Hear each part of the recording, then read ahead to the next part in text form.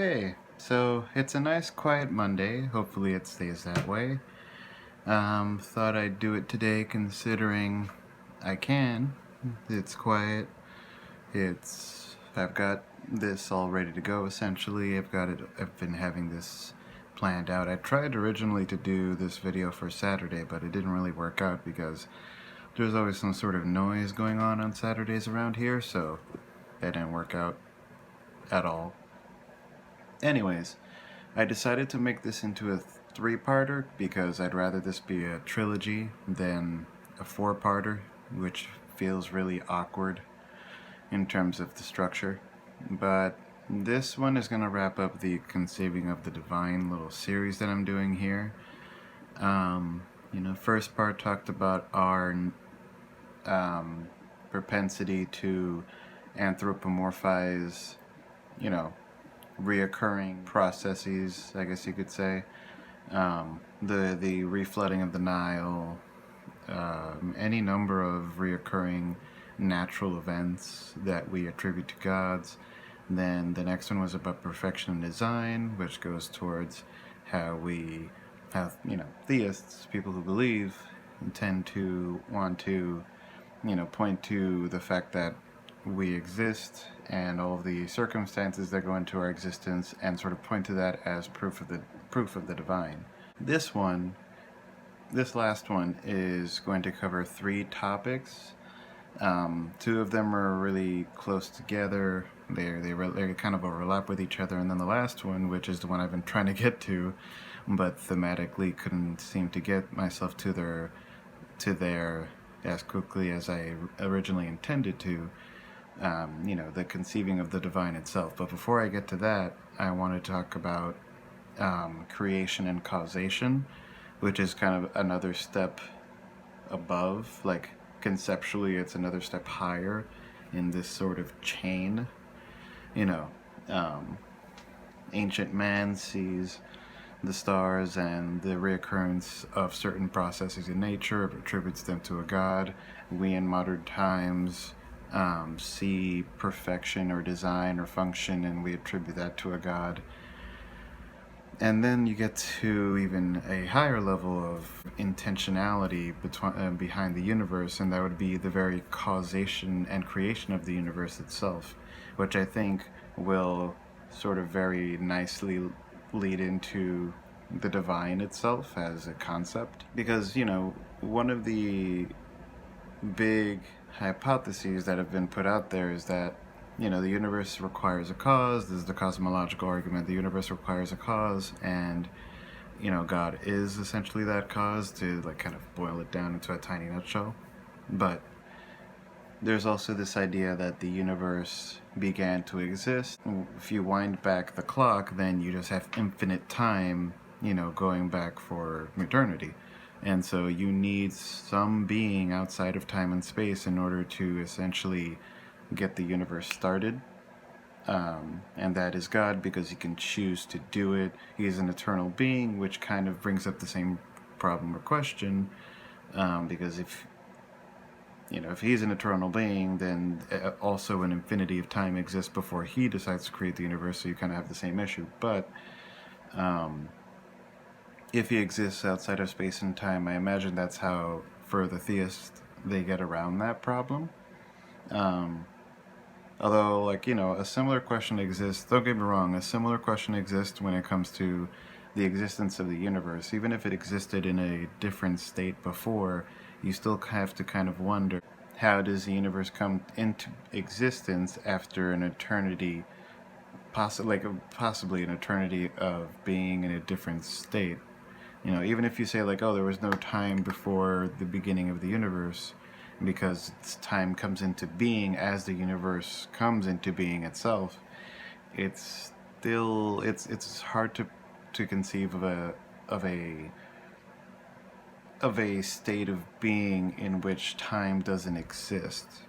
Because you have to think about the fact that energy isn't created or destroyed, which would make it essentially eternal, but then it also would need to eternally exist in another state, but that state is, not present at the same time as time itself. It's very head mind explosion inducing. But in any case, even if we're still trying to suss out all of those questions, that doesn't exactly point directly towards a god. As always, it's the same old sort of argument from incredulity or ignorance, or kind of just plugging it in where it seems to fit. At least that's from my perspective. Like again, all of these all of these conceiving of the divine videos are done from my perspective as an atheist. So take it with a grain of salt, any theist who happens to ever hear this. But you look at this idea of the universe requiring a cause, and sure, that makes all the sense. Something needs to essentially get the clock moving forward. Something has to cause it, but this idea that it has to be sort of divine being that sets it into motion, I don't really see how you support that, because like I just don't understand how you necessarily need some sort of intentionality behind the beginning of the universe, because as we've seen with any number of like biological processes, evolutionary processes in chemistry, certain things come about in nature purely as a result of natural processes and physical laws and natural laws. You see it in evolution pretty much all the time, or in I would say the formations of entire solar systems. You know, an explosion happens in another part of space. It causes a gas cloud or a dust cloud to collapse in on itself and gives birth to an entire solar system. That's essentially the story of this one, of our solar system. So it kind of goes to show you how things in the universe aren't really, if you really look at the history of it, it's not so much intention as much as, well, you know, from our point of view, we got lucky. But then I think what really like sort of what I find really interesting too is that the beginning of the universe is still being sussed out. It's still being debated over. It's still being analyzed. It's still being researched. And, you know, we have teams of scientists, astrophysicists who are trying to work out this problem. They're dedicating their entire careers to it. And yet, somehow we already have the answer in the form of a God that we have no way of explaining how we know it's there, how we know it was there, how it got there, what it is. You know, it's very convenient as an answer, but it leaves much to be desired, and it's not really testable, but I'm going to get into that in a second.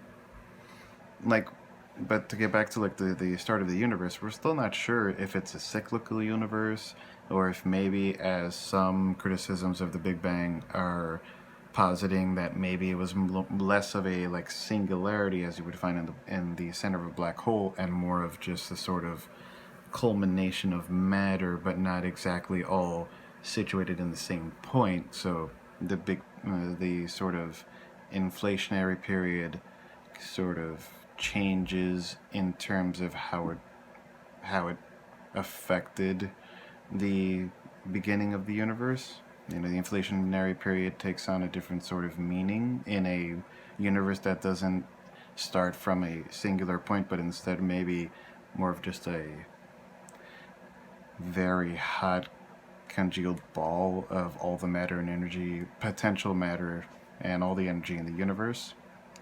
I mean, there's even like, you know, string theory and M theory, where you have two different membranes in a higher dimensional space-time that collide with each other, and in that way give birth to a universe, this universe.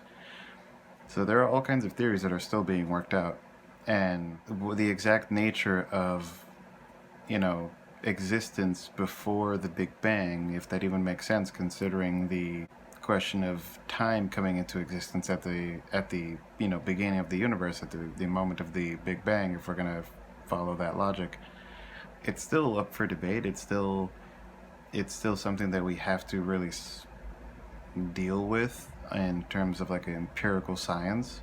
So it's almost like this cosmological argument in favor of a god is just kind of clinging on to an old version, I guess, of theories for the beginning of the universe, or a theory of the beginning of the universe, and kind of putting all of its eggs in that basket, when it may very well be that the universe, in terms of how it comes into existence, it works completely differently from what we originally thought.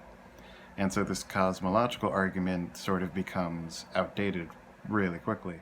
So yeah, it's like for the universe necessarily needing a divine source as its cause, it's very debatable, because we're not entirely sure whether, let's say, the universe is eternal in some sort of way, whether it's infinite. We're just not sure. And to say without a shadow of a doubt that a god did it, and that the universe follows this and this process for its inception, for its beginning, I don't know. It just seems like very, very quick on the draw, very unreasonable. You're trying to get to the solution before you really even know what you're dealing with, what the puzzle really is yet. So, you know. But to get away from that and move on to the part that really is the juicy bit for me is, creation and later the divine.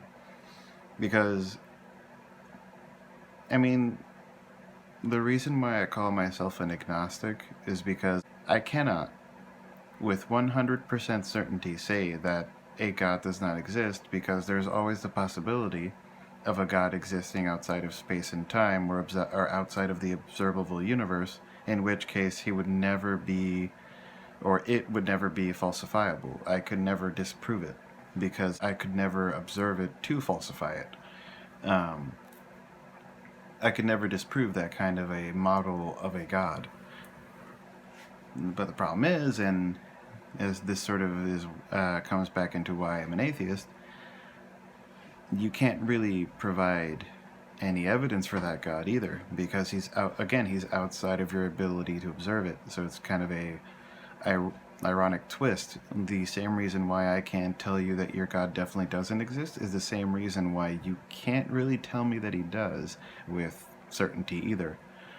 I mean, if you're talking about, let's say, the deistic God, which creates the universe and then steps back and doesn't continue sort of affecting it in any way, and seemingly creates a universe which is indistinguishable from, a universe which comes into being by natural processes, it makes it really hard to prove that God actually exists and is the cause and creator of the universe, because for all intents and purposes, you've essentially just kind of plugged him in at the beginning as a potential answer, but all of the parameters following that, or all of the conditions following that, make it essentially impossible for you to actually prove that proposition. Of course, if you're talking about the God that actually does get involved, that actually does sort of stick his hand into the universe and manipulate things after the fact, or at the very least leave some sort of very obvious and non-debatable stamp of his having designed the universe, outside of that, you're stuck. You're stuck essentially. It's why cosmological, ontological, many famous sort of arguments for the existence of God essentially go nowhere, because they tend to sort of, for me at least, when I'm presented with them, it's essentially already assuming the existence of the God and then trying to find a way to plug him back into the equation and sort of say, hey, there you go. This is why you need God. This is why he exists. Therefore, God. But then there's also the question of, like, the God itself, and this is the part that I've been trying to get to for a while. This is probably going to be the part that makes this video a little longer than 20 minutes, but oh well. So you have a being that has the power to potentially create entire universes, who exists outside of space and time, who can manipulate matter and energy. That brings, like I mentioned, or like really briefly touched on earlier, that brings up so many questions. What is it? How can it be so powerful? How can it do the things that it does? Why would it do it? I mean, and then there's also the question of how can you be sure that it's like the particular God that you believe in, the God which, let's say in Christianity, loves you or has a plan for you, wants you to go to heaven and be with him. How do you know that it's that God and not like a very highly advanced, alien species, or a singular, highly advanced alien being, or a computer simulator? The universe just being all the product of a divine programmer. We're all living in a simulation, brains and vats, all that sort of thing. Like, when you posit that it's a conscious being which is behind everything, but you immediately sort of go to the God you believe in as like that's the one. Well, how do you know? If we're talking about a being that's outside of our ability to observe it, then the being could be any number of things that don't necessarily comport with what you already believe to be the case, or to be the identity of that being. So it kind of throws another wrench into the whole God as creator hypothesis. Like, I personally have tried to conceive of the being that theists, especially Christians, believe in. And due to all of these questions and possibilities that come up when you're considering it, it's hard for me to conceive of this being, because there's inconsistencies that come with it. There's the old philosophical arguments about God being able to create a rock so heavy that he can't lift it. I mean, you disprove an all-powerful God, sure, in that scenario. You don't completely disprove the existence of a God merely by showing that there's a logical inconsistency in his power. But it does sort of throw a monkey wrench into the idea of a God who can create an entire universe that apparently follows physical laws. Because it has to follow some sort of logic, because if it doesn't, then there's no reason why we should expect anything else to. The entire universe, chemistry, the atoms which make us, I should be able to disintegrate, or the God should be able to disintegrate me at will. There's a sort of breaking of reality at some level if you believe that a divine being was essentially creating universes, human beings, and everything from nothing with magic. There's a disconnect.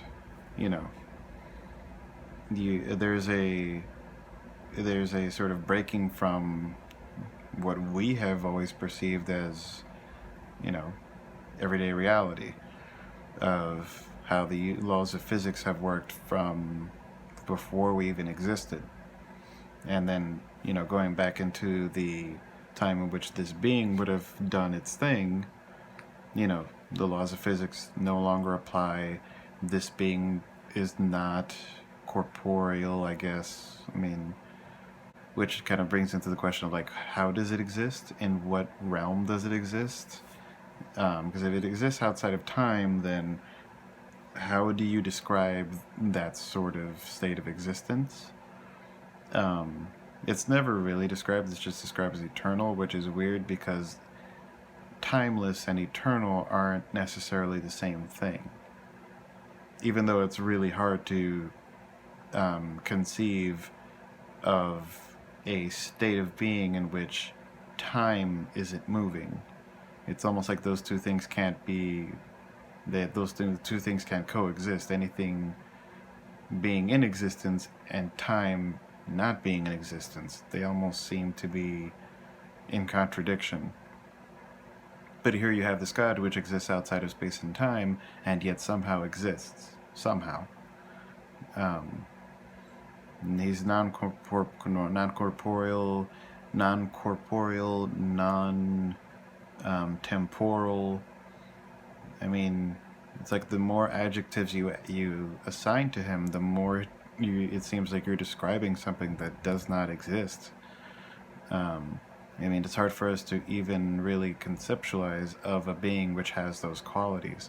And then you're adding on to that this being can create entire universes, and then, keep going. Omnipresence, omniscience, omnipotence, and yet this being doesn't seem to follow any sort of physical law whatsoever, and exists in a dimension which we cannot even begin to observe, but not even conceptualize. It's hard enough to try to conceptualize the very beginnings of the universe, but then try to do that with a being which exists outside of space and time, and it creates whole universes. And on top of all of that, we can't seem to ever gather evidence to prove that it exists, with beyond a shadow of a doubt. And so you kind of see my issue with it. It's a dilemma that theists to this day, I don't think they've ever been really able to overcome it. And so people like me, the atheists, are just kind of left thinking, well, I guess I'm going to be atheist for a while, or probably till I die, because what reason do I really have to believe any of this? I mean, sure, it's like a really interesting idea, and like I mentioned earlier, it could take the form of any other number of beings that we would interpret as a god, but doesn't really follow the classical, Christian or theological idea of a god. It's, more of a futuristic sort of godlike being. Amongst its fellows, it's probably not godlike at all. It's just that we perceive it as godlike because we are on a sort of lower level compared to it. I feel like that really applies if you think about it in terms of the programmer who's just got a supercomputer and knows how to use it and can create a reality which we perceive as the reality when it's not. And then we look to that programmer and it's like,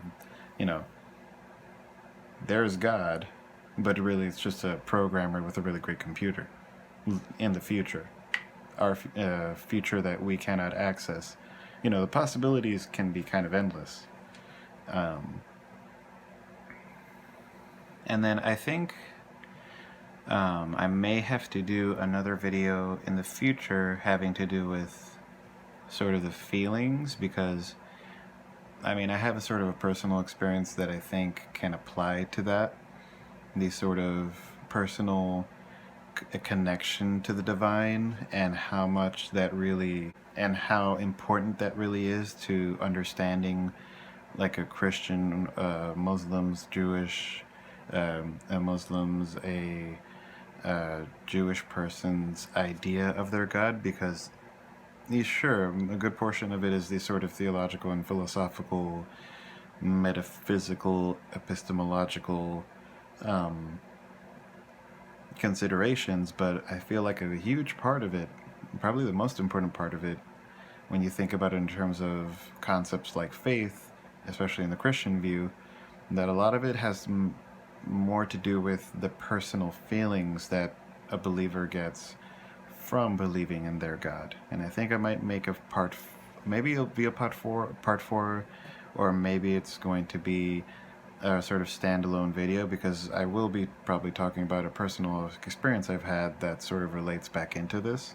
So, and I do want to keep this to a trilogy, because I like the idea of this just being in 3 parts. So, yeah. I think that sort of wraps up this discussion on the divine. At least in terms of like physics, philosophy, my take on it. I probably am essentially going to do a part 4 because there is one piece that I'm missing, and it does still have to do with conceptualizing the divine, conceiving of the divine, but it's on a level which is much more personal, and that I don't feel necessarily fits here. So it looks like I am going to do a part 4, just not with the ending which I originally intended. You know, this sort of video series on conceiving of the divine took a different turn than I imagined it was going to, but I'm glad that probably with the next video it's going to be done, because I do want to move away from all of the theological conversations, and you know, I don't want this to be just another atheist channel. There's other stuff I want to talk about, and I want to move away from this, but at least with this video and the other videos that I've been putting up, you know, my opinions on all of this. It's all been sort of laid out here. Maybe not all of it, a good portion of it. I probably have more to say in the future, but again, I don't want this to be just a purely atheist channel. You know, that's not all there is. So hopefully, with the addition of the sort of personal God, I'm not really sure what I'm going to call the next one, but with the addition of that part, this series will be done, and I'll be able to move on to stuff like multiverses and hard solipsism and all that fun stuff. You know, aliens, all that stuff.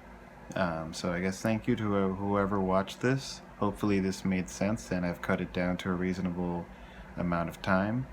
And I'll see you in the next one.